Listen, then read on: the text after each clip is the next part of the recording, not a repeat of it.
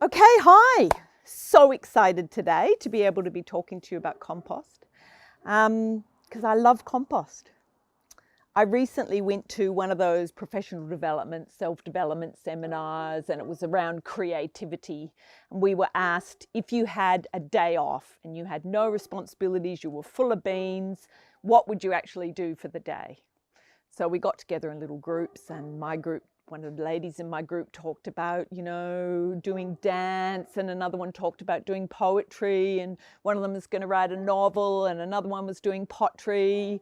And all I could think of as the most creative, inspiring, and enjoyable thing that I could do was to go and turn over my compost. That is how sad I am. So my goal for today is that you'll learn enough about compost and you will spend some time making amazing compost until you're at the point when you have a day off and all you want to do is turn your compost as well. So let's get on with it. So I'm going to teach you a song about compost, and in this song is everything you need to know.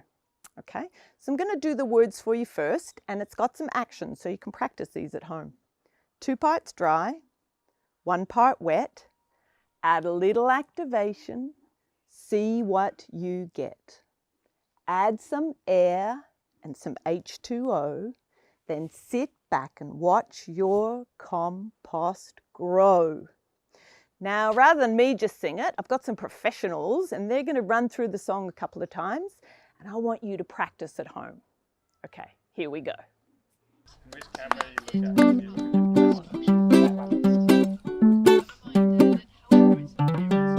2 parts dry and 1 part wet. Add a little activation, see what you get. Add some air and some H2O and watch your compost grow. And one more time. 2 parts dry and 1 part wet. Add a little activation, see what you get. Add some air and some H2O and watch your compost grow. All right, pause your tape. I want you to rewind and sing that song with us until you've got it down pat. Okay, are you ready? Did you pause it? Okay, then now sing it with us. Are you ready? 2 parts dry and 1 part wet. Add a little activation, see what you get. Add some air and some H2O and watch your compost grow. Watch your compost grow. All right, so let's unpack that song a little bit. We've got 2 parts dry and 1 part wet, a little activation. So there's 3 different components to compost in that song. And it's probably best if you get a pen and paper so that you can write these down. First one is dry. Now, dry products in our compost are things that are high in carbon, okay? Everything has carbon and nitrogen in it, but dry things are higher in carbon than they are in nitrogen. Wet ingredients are higher in nitrogen, okay? So they're the wet things that we tend to think of, and they're the food scraps that we're all hoping we'll be able to use in our compost. Compost activators are things that actually get our compost pumping. We only use a little bit of them, but they're things that really start that breaking down process. And then, of course, there's some no-nos in our compost. Things that we shouldn't use or that are not going to be particularly useful, especially when we're first learning how to make compost. So, what I'm going to do, I've got some cards and it has some ingredients on it, and you have to do a little quiz. So you have to look at each of those and you have to think, is it a dry material, a wet material, an activator, or something I really shouldn't be using in my compost? So I'll grab them now. First one, shredded paper, dry. Human wee, we can use that as an activator in our compost. Green lawn clippings, fantastic green or wet ingredient in what we do. And here's a little trick.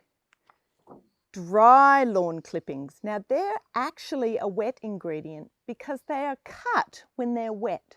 So it's not so much whether the ingredient's dry or wet, but whether it's high in nitrogen, and things that are green when they're cut are high in nitrogen. So this would be a nitrogen source in your compost. Food scraps, wet. Oranges, no, okay? Don't work so well in a compost. Meat, you're going to attract all sorts of things that you don't want to if you put meat in your compost. This is tissue paper or toilet paper from number ones, okay? And that's a really useful dry ingredient. Sheep poo, any poo from an animal that doesn't eat meat can be used in your compost. And there's a little hint for a couple of things later on. There's some green grass clippings from somebody's garden, wet ingredient. Tea bags look like a wet ingredient, but the interesting thing about tea bags is most of them are actually made out of plastic. So the easiest thing to do is actually to move to loose leaf tea, and then of course you can put that in your compost. Seaweed, wet ingredient. Coffee, wet ingredient. Cow poo, activator. Blood and bone, great activator for your compost. Straw, what do you reckon? It's a dry ingredient. Sawdust, making sure there's no paint or nasties in it, that's a dry ingredient. Egg cartons, you're going to want to rip them up, but they're a really good source of dry. Pea straw, a tricky one. This is actually cut wet, so this is considered a high nitrogen ingredient. And you'll know the difference between pea straw and straw because straw is cheaper. It's the easiest way to remember. For those of you with the worm farm, wormweeds, great activator, getting your compost really pumping. If you know someone with a compost already that's really going, some of their compost can be a great activator in your compost. Chicken poo, fantastic activator. Fish, probably a bit smelly and not too good for your compost, so we're going to put that in the no-do. Cheese and milk, maybe a little bit. So if you make a little hole in your compost and put it right in the middle, it'll be okay, but it can be an issue for attracting things that you don't want in your compost. There are several plants that are really good as activators. Stinging nettle is one. Make sure you got your gloves on. Onion skins are fine in the compost, but onions themselves, again, not such a good idea. Cat poo, cats eat meat, so we don't want to be putting that in our compost. Same as dogs. You can make a special compost worm farm for dog poo, but it's not something we recommend for a composting cold system. This is a tricky one. I have a plant with some powdery mildew and tomato with some nematodes. Any plant that has got some sort of disease you don't want in your compost. What you're going to do is spread that throughout the compost and then throughout your garden, and that's probably not a good idea. Comfrey, another plant that's a really, really good activator. Weeds. A lot of people say, oh, don't put weeds in your compost because they'll grow. The key to weeds is to make sure that the seeds of the weeds don't get in your compost. So you either have to weed really quickly before they go to seed, or you can cut off the seeds and then stick that weed in your compost. Put couch grass or oxalis in your compost at your peril. This is an ingredient I use a lot in my compost, and that's ripped up cardboard. Lovely thing to do while you're having a cup of tea with a friend. Get hoeing into the cardboard, a great form of dry. Mulch, again a dry ingredient.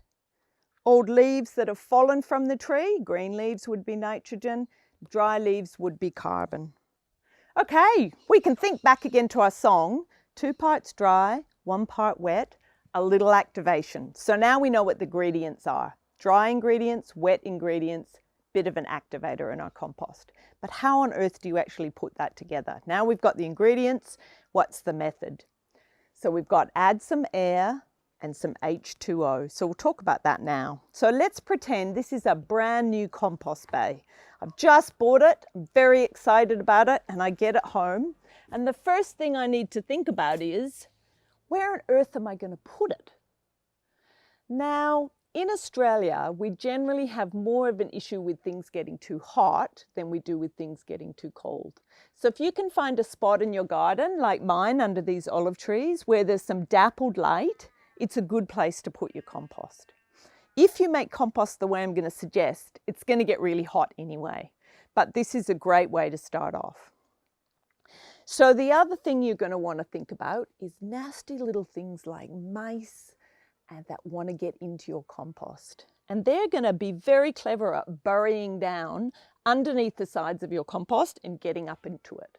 So I recommend digging your compost into the ground about that far so that they can't get in. Okay?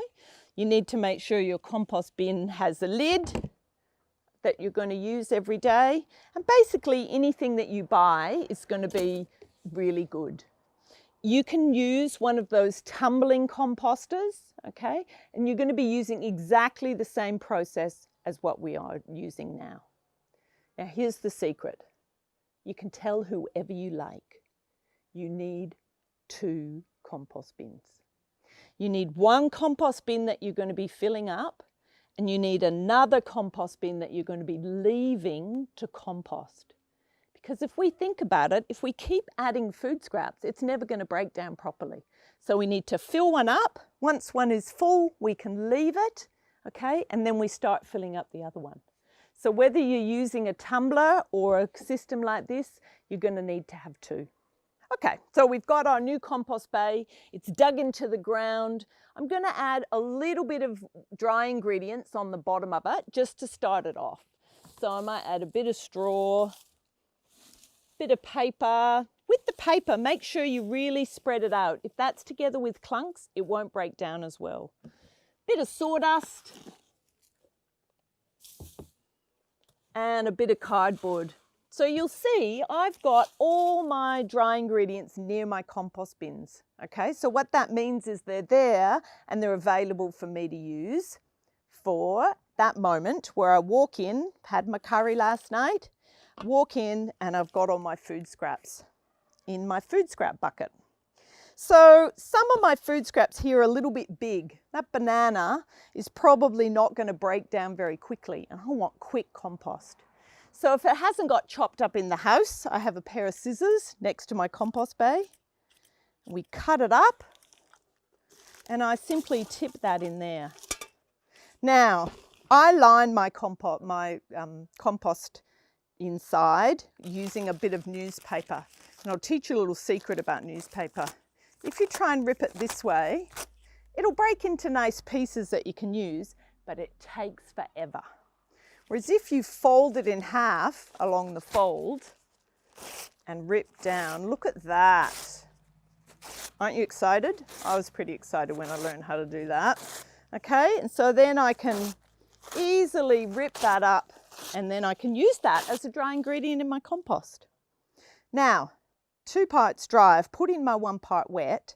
So now I just need to use my bucket twice to put in some dry ingredients. I find I end up with a lot of ripped up cardboard, so I'm going to use a lot of that. Put it in there. Whoop. Get down to a bit of sawdust. A bit more paper. Doesn't really matter what I use as far as dry ingredients go, but it's best to have a variety of materials. Okay. Then 2 parts dry, 1 part wet, a little activation. I've got some pelletized fertilizer here, and literally I'm just going to put a little sprinkling in like that. Don't need a lot of activator. Now after a while, it'll get quite full, and you can use yet another composting secret.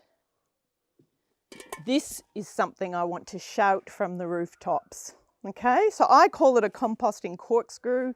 They call it all different things. They cost you about 20 bucks. Garden centres, lots of different places have them. So you can actually use this to aerate your compost. Now what I've got here, just to show you, is this full. Okay, so I filled it up yesterday. It's still got lots of sort of material in it. If you look at the green bucket, you can see what it's going to look like. And I'll show you how you use the corkscrew. It's very satisfying. Now, when I pull this up, you may see some heat coming out of here. It's actually quite warm. It's warm enough to sort of lie next to it on a hot day. Look at that. Can you see that heat coming off? I hope you can. That means it's breaking down. Okay, so I'm going to turn that, and I turn my compost every day. Some people do it every second day or every third day, but if you really want to get your compost cranking, every day I recommend having a little turn. It's good exercise, nice meditation, good thing to do outside. It may smell a little bit, but if it's starting to smell too horrible, there's two things it could be. Basically, it might be that you need to add some more dry ingredients to aerate that, or it might be that you need to use your corkscrew to aerate it. Look at that. We have making our compost, okay? We have stage 2, and if I leave that and turn it over every day, we're going to end up with something that looks like what's in that red bucket there, okay? And that's our final compost product. Now, how long is that going to take? I can't really tell you. Depends on how finely you cut everything up. Depends on if you get your ratios right. Depends on how often you turn it over. Depends on what materials are in there. So, but you can find using this system, you will get compost producing a lot faster. It'll get hotter, and you will find that you were able to make compost a lot faster than a lot of people suggest is possible to do. All right, here we go. We've done the song. Let's review it. 2 parts dry and 1 part wet. Add a little activation. See what you get. Add some air and some H2O. Then sit back and watch your compost grow. Now, your compost is not going to grow. It's actually going to break down. But it's going to grow your plants. Okay, and that's what we're after. We're after creating water retention and organic matter and biological activity in our soils to be able to grow the sort of plants that we want. But we're also after avoiding sending all this stuff to landfill. So our houses produce a huge amount of organic matter that we can then use in compost, and we're not having to put it on a truck and send it away somewhere else. So in closing, I suppose there's a couple of things I'd like to do. One is to thank the City of Kwinana, because I love talking about compost, and to be able to share my passion with you has been fantastic. The other thing is compost allows you to grow it local, and that's a program that City of Kwinana have that you can participate in as well. So remember that story, that passion that I had, that creativity that I had. Now, who would think you could have passion and creativity about compost? And my hope for you, after you've listened to this, after you've gone into your garden, after you've gone into your houses and had a little go at making some compost, is that you have that passion and creativity as well. Great. See you soon.